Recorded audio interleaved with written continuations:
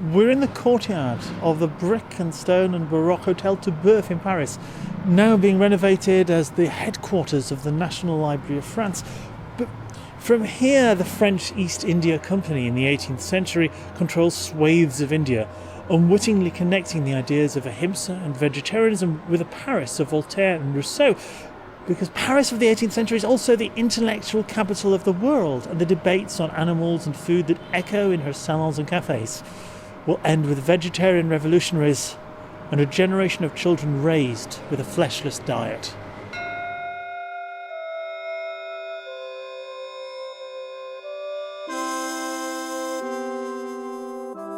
Vegetarianism, the story so far with Ian MacDonald. Episode 11, Enlightenment.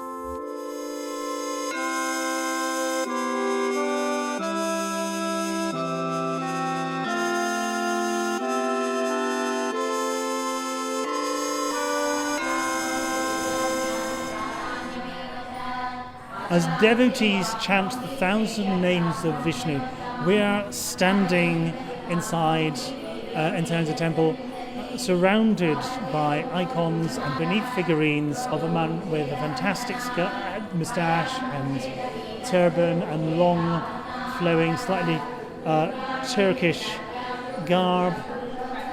Who are we looking at? Anandaranga Pillai and his wife.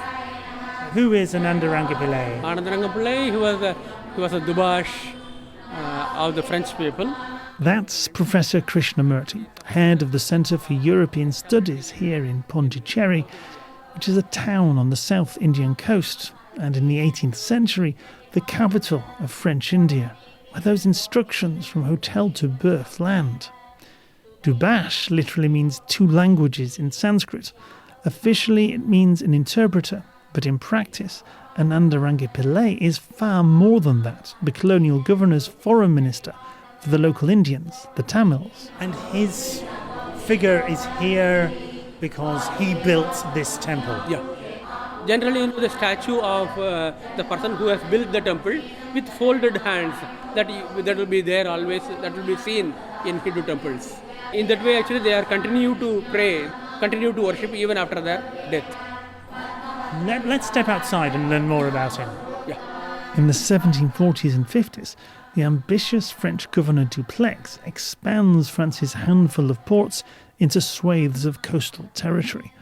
The Mughal Empire is disintegrating, producing wars of succession where Dupleix and the British intrigue against each other. We're not here just because Anandaranga Pillai is his chief Dubash, or because he's vegetarian. There are plenty of vegetarians in southern India. He is the only person who has left behind a diary, which is a mine of information. He talks about the problem between the French people and the local culture. Pillai's diary tells us exactly what it's like to be an 18th century Indian vegetarian at the heart of European power. You might remember from previous episodes how vegetarianism has spread through India on the back of the concept of ahimsa, loosely non-violence, and ideas of personal or caste purity.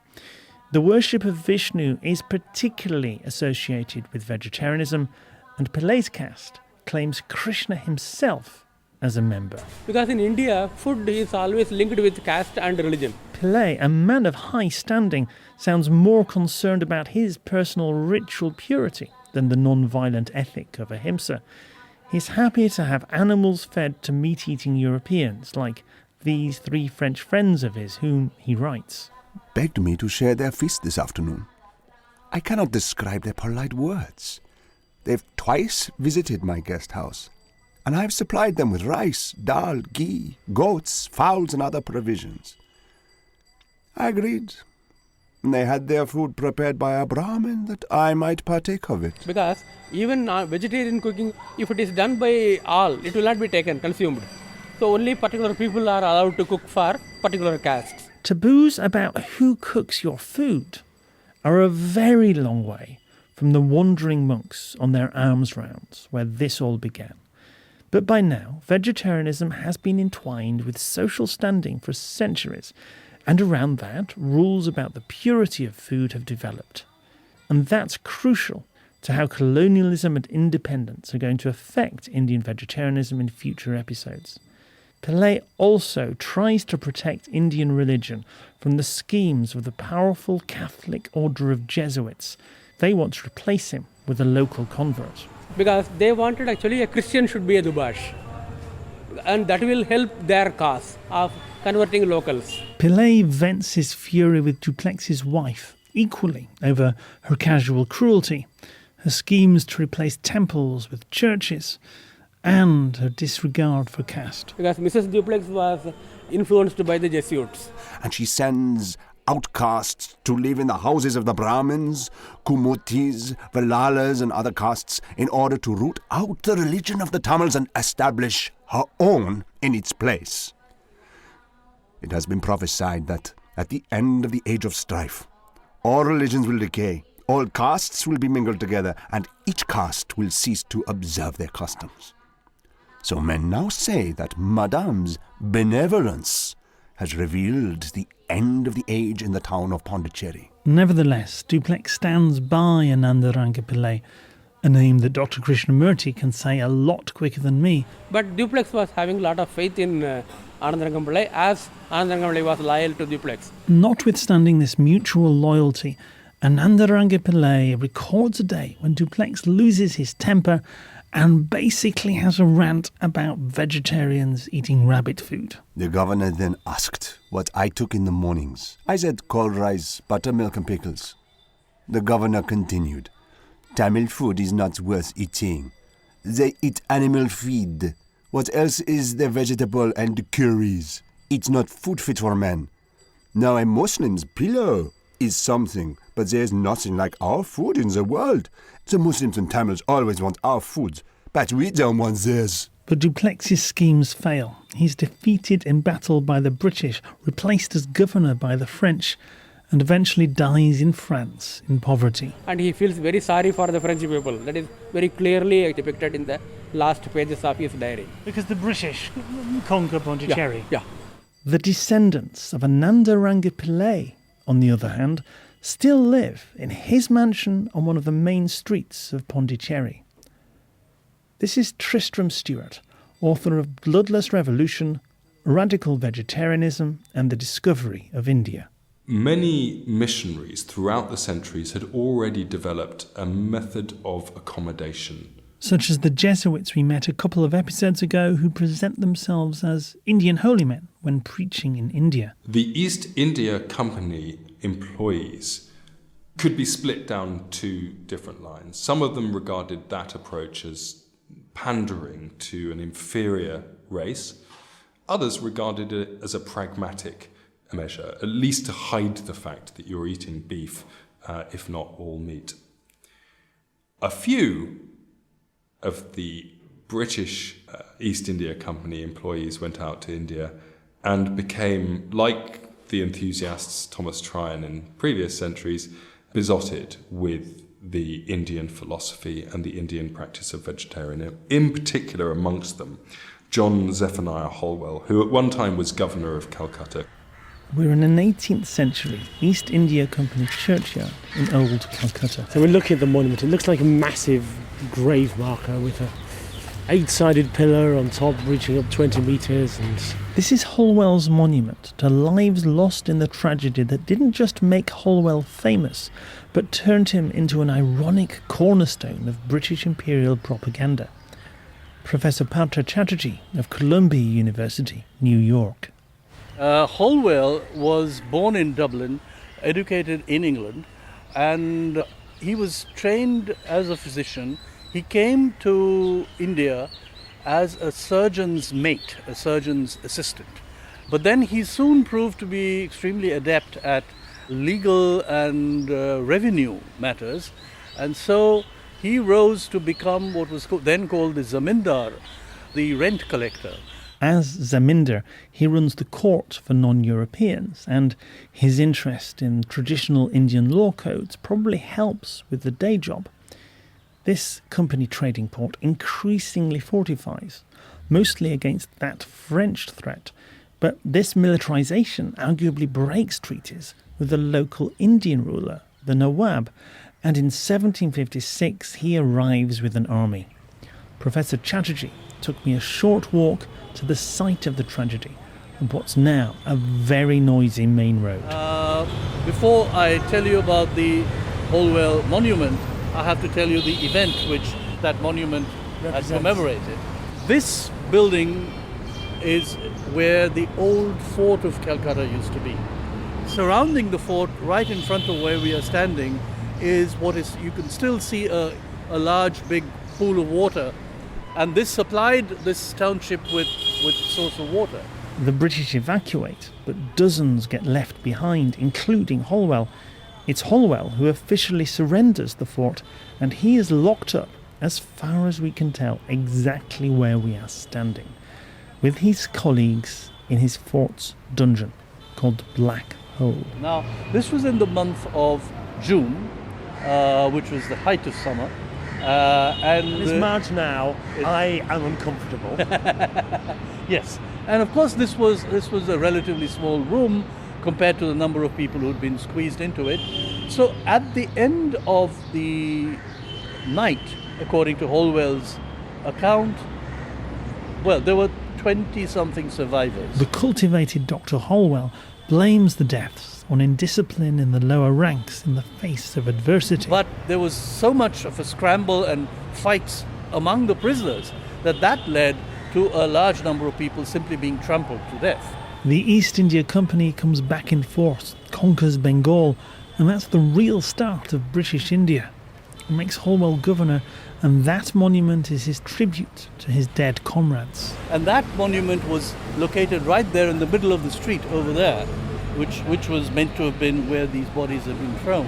Where the cars are running now. Well, that's where. So where the listeners can hear where the district is. Correct. Holwell soon returns to England with fame and fortune, not just as a former colonial governor, but as its first expert in Indian culture. He claimed to have translated various Sanskrit texts. None of the translations exist. He mentions in some of his writings that he had produced these things, but then in all the sort of warfare and siege and so on, much of that material had been lost. And people have doubted his knowledge of Indian languages, certainly his knowledge of Sanskrit. But on the other hand, there are these tracts, and it's very early Orientalist tracts.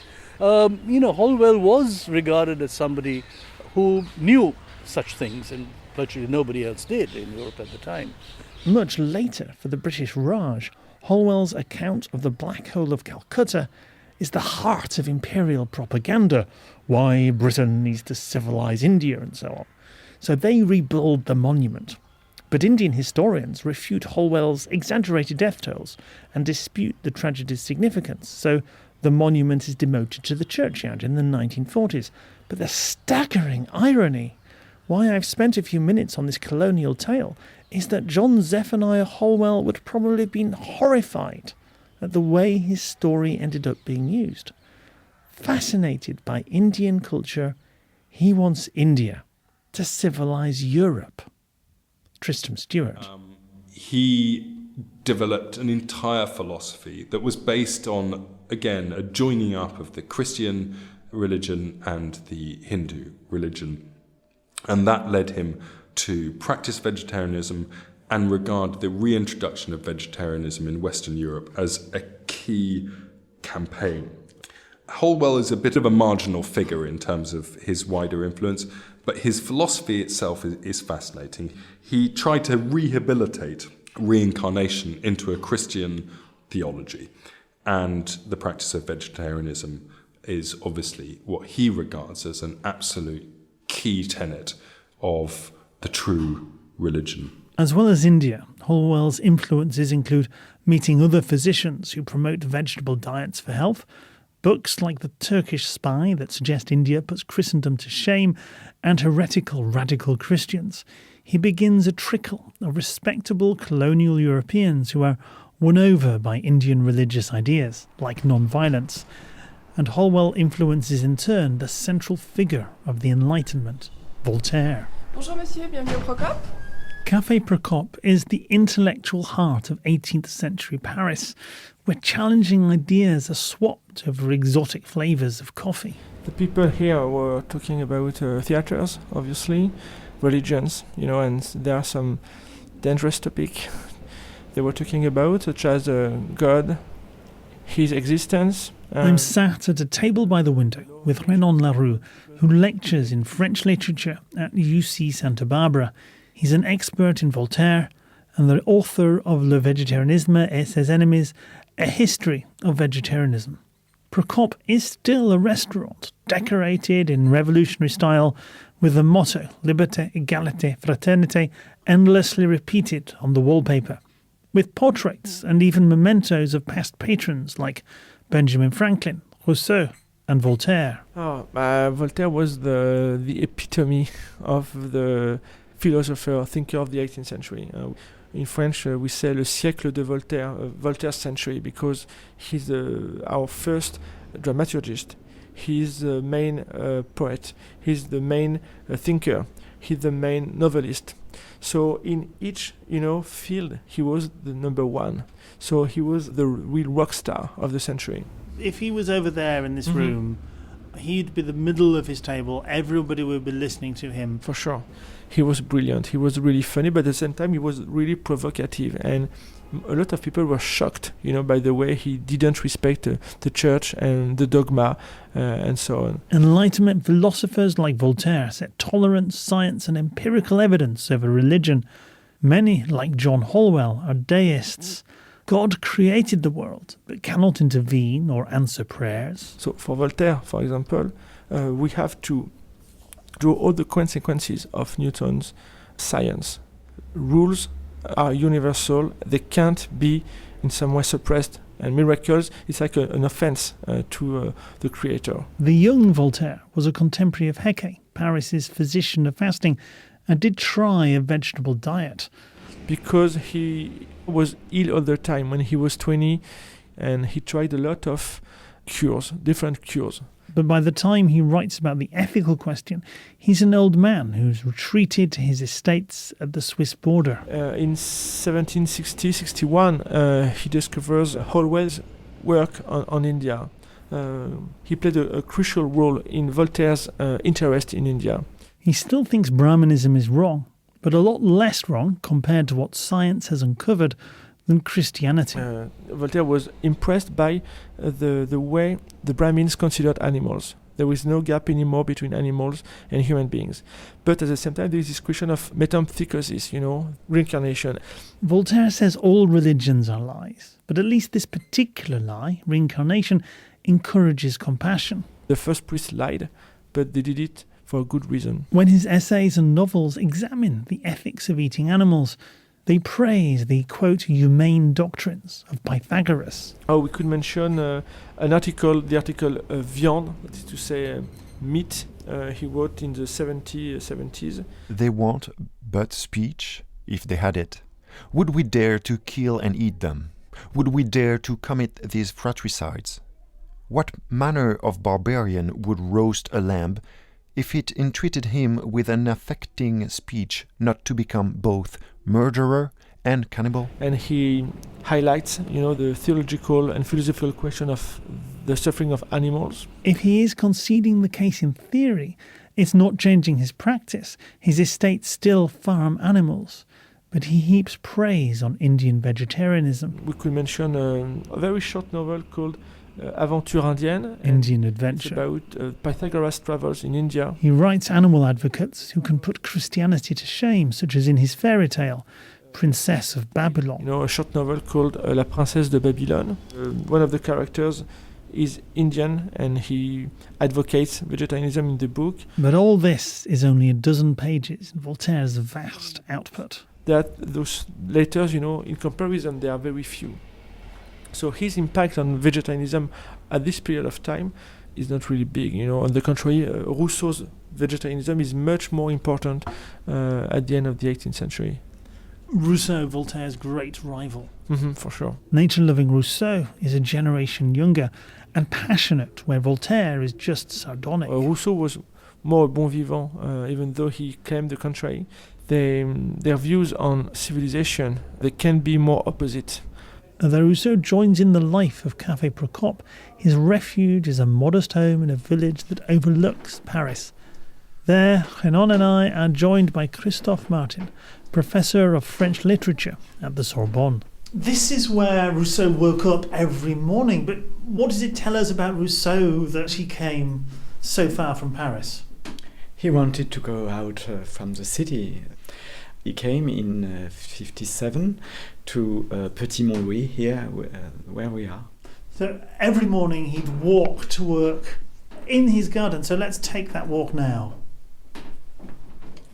Down the stairs. Well, I asked that this reflected his whole philosophy. Whereas Voltaire thinks civilization protects us from nature red in tooth and claw, Rousseau thinks it corrupts our natural innocence. Yes, of course, because in 1754 or 57, Montmorency was in the countryside, so it was a way to live far from the corrupted city. So we're walking past the table where he used to love to sit outside and eat with the birds. And the works he wrote here took his philosophy and popularised it. Yeah, he wrote here La Nouvelle Héloïse and Les Milles. These are an innocent romance set in an alpine village and the idealised rustic upbringing of a boy called Émile. They feature unsullied heroes who generally avoid eating animals. Because they made Rousseau really a superstar of French literature, and he was so famous that a lot of people wanted to know him. They sent him so many letters, and he couldn't respond, by the way, because he had too many fans. And the people wanted to have relationships, such just like Julie de Volmar, and just like the people in his books. Yeah. So we've reached the little studio in his garden where Rousseau wrote these books. It's a single room about 5 meters wide, as he'd have used it with a desk, quill, and a view across the valley towards Paris. How would you sum up Émile? Oh, Émile is difficult to sum up, but it's an essay to raise a child without corrupting him. And in a corrupted society, it's something very, very difficult. It's almost impossible. But you have to make a circle around Émile to give him a chance not to be corrupted by all this corruption. And Les Milles, he's raised like a vegetarian boy, and when it comes to explain what kind of food he should eat, Rousseau quotes Plutarch, and he mentions these links between nature and human beings and the respect we should owe to animals. And the books made him a superstar, but a controversial one. There was a scandal about Émile. Yes, there was a religious scandal about Émile because Rousseau introduces religion in book 4. It means that it's very late because Émile is 14. So before that time, he never heard of God. And for in a Christian world, it's just amazing.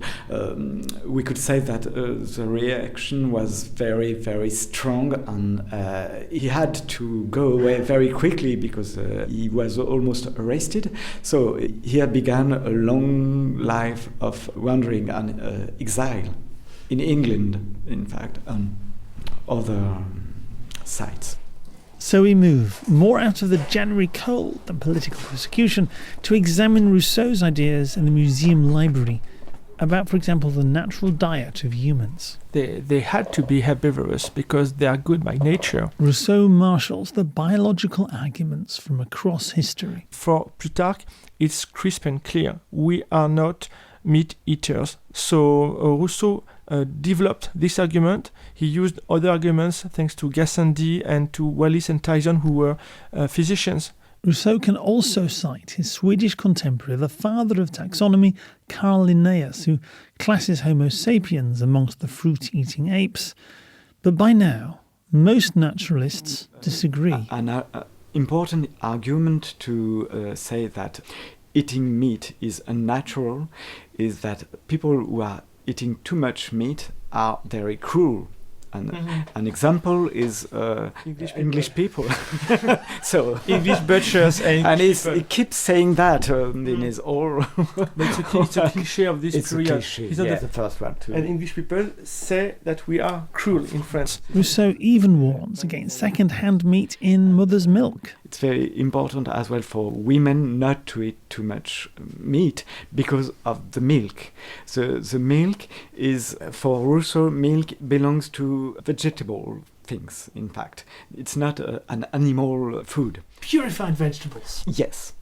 The woman who eats too much meat would have petrified milk, in fact. So it's very dangerous, you know. This is a romantic culture of sensibility and heightened emotion that, amongst many other things, particularly encourages women to avoid eating animals. But that doesn't mean that women's voices are heard. Rousseau's confessional autobiography describes the gap between his ideals and his life, including having his own children given up to the orphanage. In the midst of all these pro-animal, pro-vegetarian ideas, if you come to Rousseau's front door, there's a bit more of a contradiction. You come straight into his kitchen. Bonjour. Hello, I'm Pauline Prévost and I'm a guide on the Rousseau's Museum.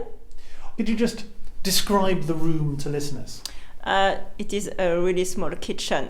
You've got not a lot of furniture because Rousseau was used to live in a really poor way. Only a little table, some really simple things for the kitchen, not beautiful dishes, not silver dishes. Is there anything in this kitchen that actually you can point at and say that's used to prepare meat? This one, that's for the pâté. We're looking at a cake tin with a lid. And it's got the shape of a rabbit on the front. Yes, it's a rabbit. Yeah, it's a rabbit. That's for rabbit meat.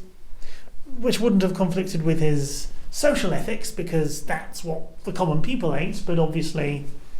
Yeah, but you know, rabbits you can have on your garden, so it's a really easy meat. Rousseau doesn't pretend to be an uncorrupted herbivore.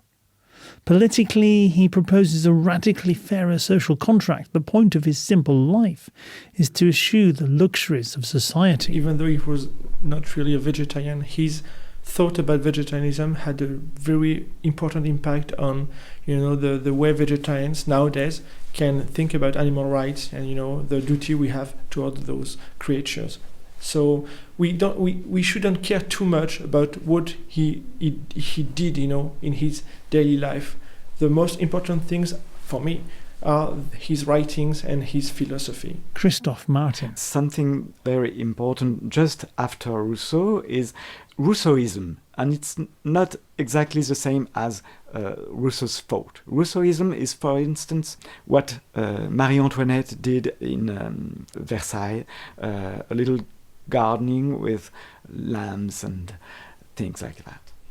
I could mention the huge impact of l'Émile on a lot of parents at the end of the 18th century. A very famous example, Alix de Lamartine, who were Alphonse de Lamartine's mother. Major poet, major statesman in the French 19th century. For sure, yeah. And he explained very well how he was a vegetarian as a kid, and he couldn't bear, the blood and the butchers, and he was really surprised when he understood what a butcher used to do. So he explained this sensibility he had as a kid and as a grown-up. Alphonse's Rousseauist upbringing still has him start to eat meat in late childhood, but throughout his life he continues to condemn it in principle. Publicly declaring yourself a vegetarian isn't really a thing yet, but Bernardin Saint-Pierre does stand out for at least mostly practicing what he preaches. He's Rousseau's disciple, a writer and a leading naturalist, and he continues the argument that humans are herbivores. And in some novels, Bernardin Saint-Pierre takes these arguments to his own account, and he explains that animals, like tigers, are very, very different from human beings. Bernardin Saint-Pierre's novels were even more sentimental, even more compassionate in that sense, even more emotional. than Rousseau's. That's for sure. And in Paul and Virginia, the most famous novel by Bernardin de Saint-Pierre, we have those two characters who live in the nature and they are compassionate. And Bernardin de Saint-Pierre is clear. He mentioned their vegetarianism. Amiable children, thus passed your early days in innocence and benevolence. How often have I shared your rural repast, which cost no animals their lives? Gourds full of milk, of newly laid eggs, of rice cakes upon banana leaves, baskets laden with mangoes, with oranges, with pomegranates, with bananas, with dates, offered at once the most wholesome dishes, the most beautiful colors, and the most delicious juices. By the time Rousseau and Voltaire pass away in 1778, radicals inspired by their political ideas are a potent force. They agitate to reform France's absolute monarchy in the 1780s, when that monarchy is caught in a perfect storm of famine, social change, and war debt from the American Revolution. They get their chance. To discover the animal advocates of the French Revolution, I visited the University of the Sorbonne in Paris to meet Professor Pierre Serna. And I have to recognize that these ideas arrive from England, because Mirabeau, Condorcet, these will be the leaders of the French Revolution. Brissot, above all, were all French men who from 1780 to 1788 had made the travel in England. England was the country of freedom in this moment. And Voltaire and Rousseau both spent time in England. Yes, of course. Don't forget that in France, that was the period of the monarchy, absolute monarchy. England was the model of freedom. Britain at least has a parliament and some freedom of expression. And those London radical circles include quite a few Pythagoreans. And one of the French revolutionaries that Pierre Serna mentioned, Brissot, stays in London with a wealthy Rousseauist Pythagorean called Robert Pigott. And Thomas Paine, propagandist of the successful American Revolution, counts as close friends two Scots who have trod, separately, the same path as John Holwell. They had both joined the service of the East India Company, seen firsthand how the Hindu religion, in their view, put Christianity to shame, and found their way back to Europe as atheists who eat a Hindu-inspired Pythagorean vegetable diet. They are the tall, phlegmatic John Stuart and the passionate revolutionary John Oswald. The merciful mythology of Hindustan has consecrated, by the metamorphosis of the deity, every species of animal. One idealistic young French nobleman, Marquis de Valady, moves between London, Paris and elsewhere in Europe as he flees an arranged marriage. My good fortune was that I met an English gentleman of the name of Pigott, who is a Pythagorean philosopher, and who easily converted me to the diet and manners agreeable to that most rich and beneficent deity, Mother Earth. After meeting Robert Pigott, de Valady throws himself into ancient philosophy and radical politics, including schemes for a Pythagorean cult, a colony. A new colony in the new United States, a vegetarian colony. And even dressing like an ancient Greek.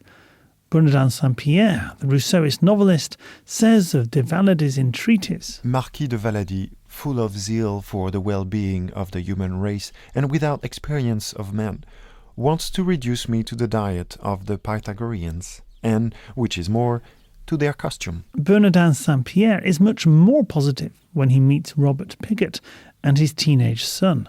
He was of a most interesting figure, of the most robust health, and of the most sweet disposition. His father, Mr. Pigott, told me that he had brought him up entirely upon the Pythagorean regimen, the good effects of which he had known by his own experience. De Valady isn't the only one with utopian schemes. He had formed the project of employing a part of his fortune in establishing in English America of a society of dietary reformers.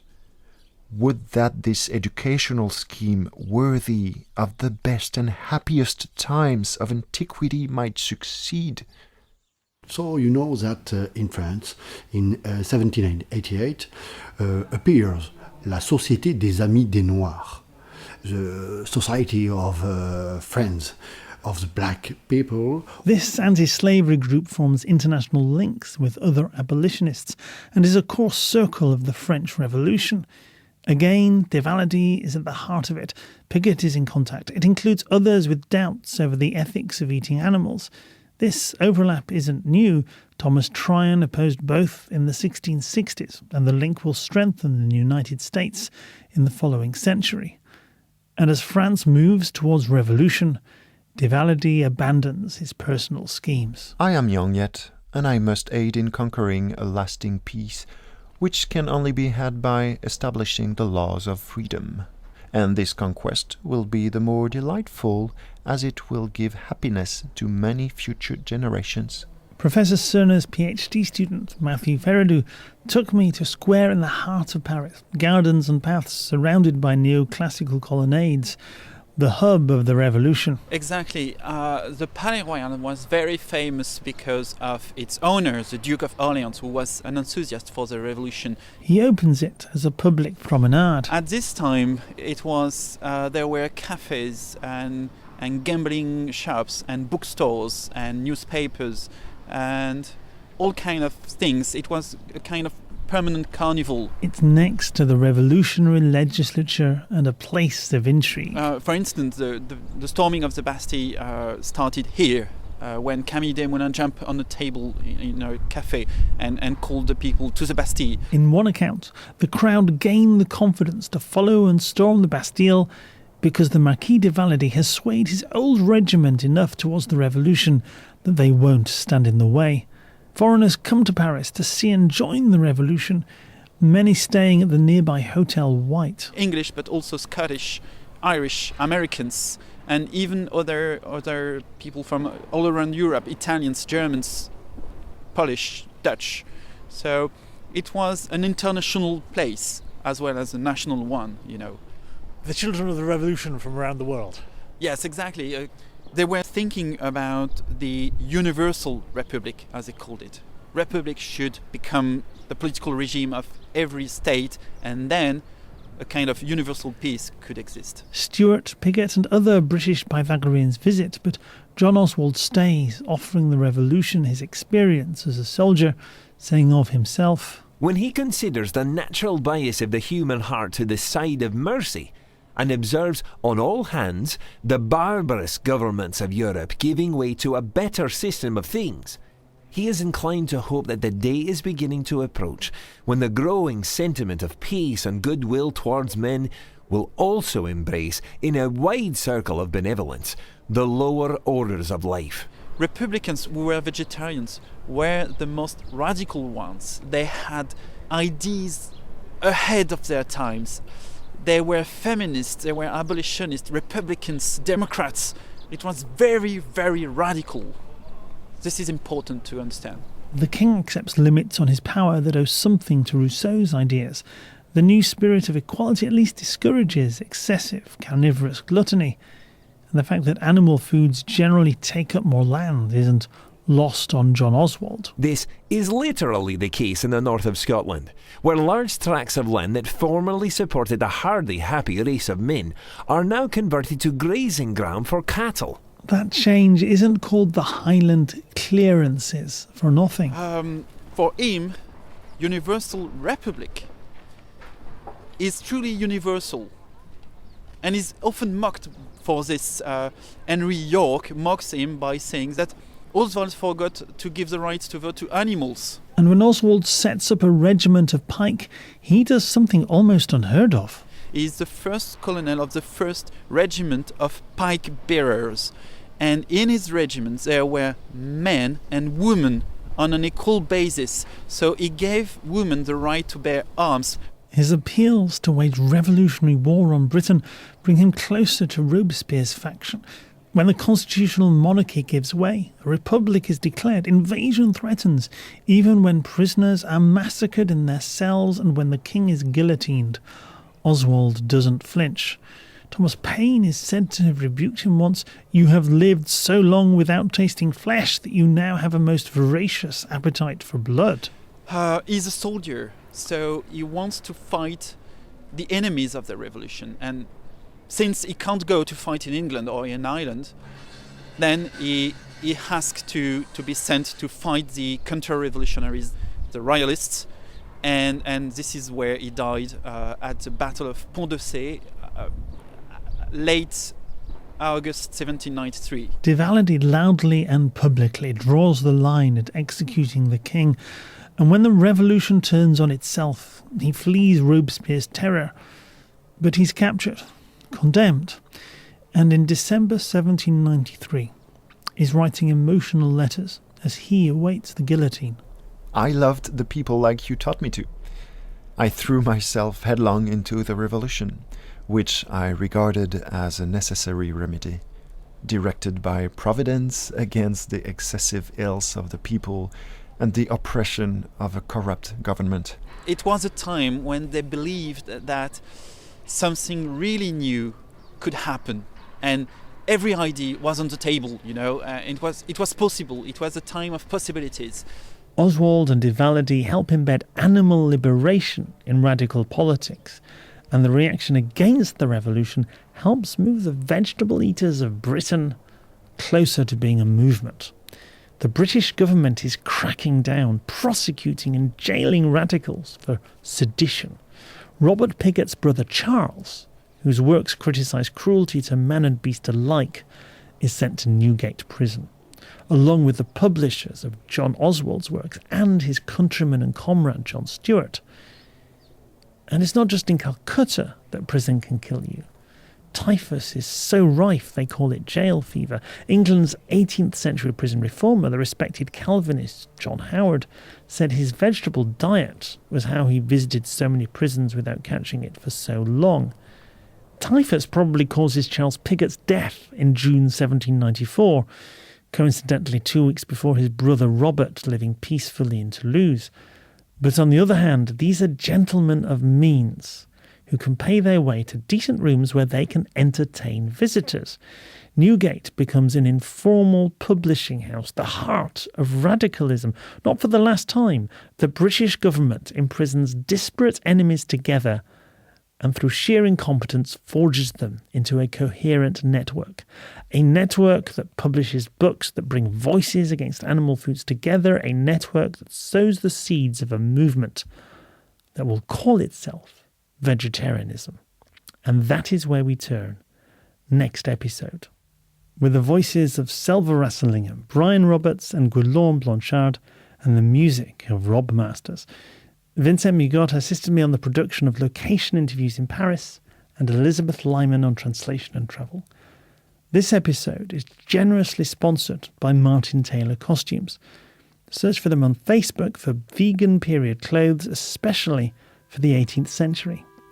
Follow me on Facebook and twitter.com/veganoption and discover more at theveganoption.org, or for a shortcut to this series, VegHist.org.